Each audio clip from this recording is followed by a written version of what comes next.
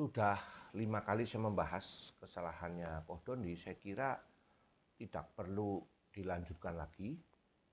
Karena kalau dihitung-hitung dari satu diskusi aja mungkin 20 sampai 50 bisa saya sebutkan kesalahannya itu. Karena dalam setiap argumen itu salah. Istilah saya kalau manusia itu dari telapak kaki sampai ujung rambut itu salah semua. Bahkan sampai ke dalam cara berpikirnya salah. Saya cuma menyimpulkan ada dua penyebab mengapa orang Kristen itu murtad dari kekristenan. Yang pertama adalah hoak yang ditimbulkan dan diterima oleh orang yang beriman kepada Yesus itu, bahwa kekristenan ini begini, kekristenan itu begitu. Waktu saya kecil, saya pernah berkata kepada papa saya, "Pak, saya mau sunat saja, Pak." "Loh, kenapa sunat?" "Karena katanya ya, Kristen akan dihancurkan, salib akan dimusnahkan, dan semua orang Kristen akan masuk neraka." Dan berbagai hal, info-info yang sebenarnya tidak pernah akurat atau sebenarnya itu hoak yang diterima oleh saya itu membuat saya kepengen meninggalkan apa yang saya imani dari saya kecil, karena saya dididik dari kecil untuk menjadi Kristen. Lalu papa saya waktu itu dengan bijak berkata, "Tunggu sampai kamu bisa berpikir dengan sehat, silahkan kamu meninggalkan kekristenan." Nah, ternyata itulah yang diterima, atau saya tidak mengerti Koh Dondi itu menerima hoak dari mana, entah dari mana. Yang kedua, dia juga sekarang menyebarkan terlalu banyak hoak. Hoak apa misalnya? Bahwa Yesus tidak mengerti bahasa Yunani. Itu terlalu menggelikan. Karena apa? Karena Alkitab mencatat, ya sudah bahas sebenarnya di 5 yang sebelumnya, Yesus itu berbicara tentang iota. Tidak satu iota pun, iota itu bahasa Yunani. Lalu kemudian dia juga berbicara kepada perempuan Yunani, ya namanya perempuan Syro-Fenisia. Dan yang ketiga misalnya adalah seorang rabi tidak mungkin mengerti bahasa lingua franca zaman itu, yang dimana dia harus mengajar orang-orang Yahudi yang tidak lagi mahir berbahasa Ibrani akibat dari pembuangan dan penguasaan oleh Yunani dan Romawi. Itu semua adalah hoak. Lalu belum lagi hoak katanya Justin Martyr itu menyatakan kekristenan itu sebagai agama pagan. Nah itu semuanya hoak, membuat saya merasa gelisah dengan iman saya. Nah, jadi itu persoalan yang pertama ya. Persoalan yang kedua adalah berkait dengan akal sehat. Kadang orang-orang ngomong ini di luar nurul, padahal nurul itu artinya bukan nalar gitu kan. Ya, di luar nalar gitu, di luar nurul. Apa yang di luar nalar? Kemarin itu saya pikir sampai hari ini, kok bisa ada orang berpikir untuk membaca Alkitab dari perspektif Yahudi. Nampaknya orang-orang semacam ini itu, semua mu'alaf itu adalah orang-orang yang tidak pakai akal sehat. Kenapa? Karena justru Yahudi yang menyalibkan Yesus. Mengapa harus memakai pikiran mereka? Ya aneh. Tentu yang dimaksud Yahudi adalah Yudaisme. Ini pun sudah di luar nurul lagi.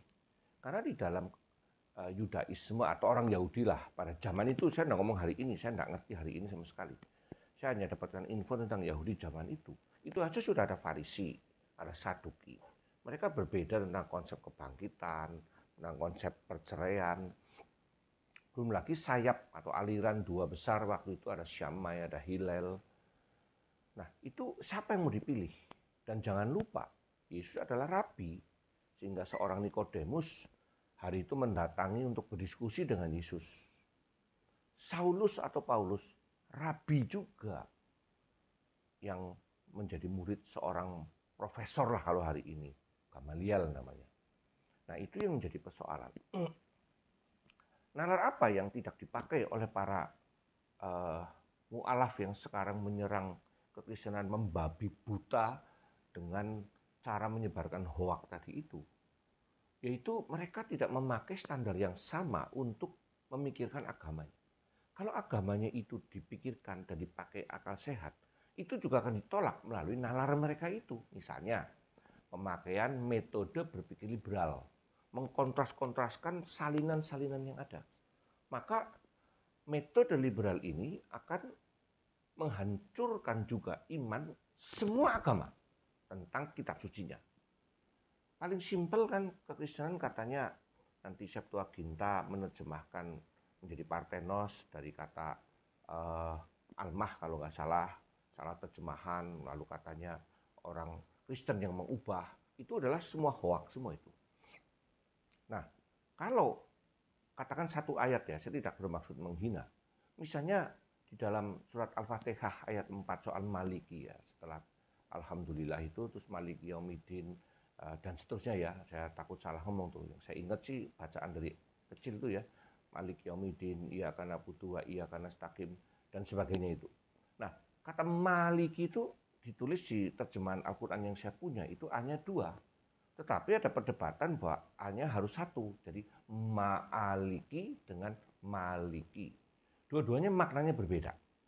Satunya kalau nggak salah yang raja, yang satunya adalah penguasa atau pemilik. Nah, jadi itu yang mesti dipikirkan. Lalu jawaban apa? Saya sendiri membaca dari kalangan Muslim sendiri, para scholar ya, para sarjana, mereka mengatakan yaitu adalah perbedaan dialek. Ya, lalu dan dianggap bukan masalah. Kenapa? Karena hanya metode melafalkan. Nah, itu nanti orang liberal akan menyerang lagi bahwa, loh, kalau begitu berbeda. Karena berbeda, tidak mungkin firman Allah mengajarkan 2 lafal. Kalau begitu yang benar yang mana? Wah, ini diubah. Nah, itu adalah alasan para orang liberal. Dan orang-orang Islam menolak metode justifikasi atau metode penilaian seperti itu, termasuk kekristenan. Orang Kristen juga menolak metode liberal untuk menghakimi iman. Artinya ini bukan firman karena ada variasi. Mereka menyebut sebagai kontradiksi atau pertentangan atau perbedaan. Nah, kami menyebut sebagai variasi dan oke-oke saja. Lalu apalagi yang di luar Nurul tadi? Saya membaca satu ulama mengatakan untuk mengerti keislaman dengan benar harus memiliki 14 metode atau bukan metode ya, 14 variabel di dalam mengerti semuanya itu. Nah, sama dengan kekristenan juga sama. Untuk mengerti kekristenan dengan benar, tidak bisa segera dengan membaca terjemahan dibanding-bandingkan, wah ini salah ini bukan firman. Itu juga nggak pakai akal sehat. Anda bayangkan coba, jutaan sarjana teologi Kristen, apakah mereka lebih tidak tahu tentang kekristenan dibandingkan seorang mu'alaf yang kadang-kadang hanya mengaku lulusan sana, lulusan sini, hanya mengkoleksi buku-buku. Lah kalau cuma buku-buku, saya punya 6.000 buku dan sudah saya baca semua itu. Lalu belum lagi yang di perpustakaan di kampus yang ada 15.000 lebih judul buku, baik dari yang kuno sampai yang terbaru, dari yang itu dan sebagainya, yang liberal, yang mistis, ya kita baca semua. Dan ketika kita belajar ya dijejerkan semua seluruh pertentangan, serangan-serangan itu dan bagaimana menjawab. Nah, kalau orang pakai akal sehat ya, Anda yang calon-calon mu'alaf, coba berpikir, apakah orang-orang Kristen, sarjana Kristen, pendeta-pendeta yang sekolah beneran, lebih tidak tahu dibandingkan mereka yang tidak pernah sekolah, lalu hanya membaca dari YouTube, lalu membaca dari tafsiran dan terjemahan, tanpa pernah mengerti bahasa asli misalnya. Nah, itu adalah 2 hal. Jadi hoak yang diberikan dan akal sehat. Juga membayangkan misalnya, Yesus ditolak oleh orang Yahudi. Nah terus kenapa memangnya? Ditolak sebagai Mesias. Ya kenapa kalau mereka menolak? Oh, 2 agama yang berbeda. Lawang Islam sendiri mengakui bahwa Yesus adalah Isa Al-Masih. Orang Kristen tidak percaya bahwa Isa Al-Masih adalah Yesus Kristus. Tapi orang Islam percaya bahwa Isa adalah Al-Masih. Nah, ini kan itu aja sudah persoalan sendiri. Nah, jadi kalau orang Yahudi percaya bahwa Isa bukan Al-Masih, apakah berarti Al-Quran salah? Gara-gara orang Yahudi tidak percaya Isa adalah Al-Masih. Nah, kan ini persoalan semuanya. Nah, jadi ini akal sehat kalau dipakai, orang tidak akan sembarangan seperti itu. Dan yang paling penting adalah soal hoak itu. Hoaknya misalnya adalah orang Kristen mencuri kitabnya orang Yahudi, loh mencuri apa?